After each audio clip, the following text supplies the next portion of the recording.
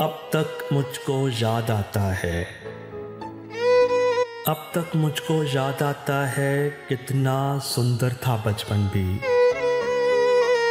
जब मैं दादी अम्मा जी से सुनता था एक परी कहानी,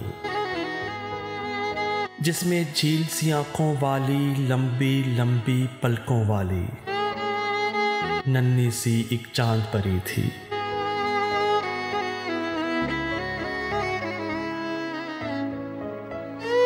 दादी अम्मा कहती थी उसको देख के हर एक राही बस पत्थर का हो जाता था।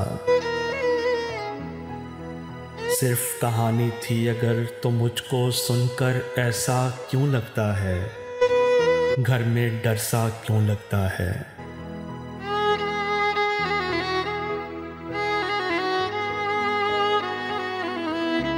कभी कभी तो यूं लगता है जैसे मैं भी बोझल होकर खुद एक पत्थर हो जाऊंगा।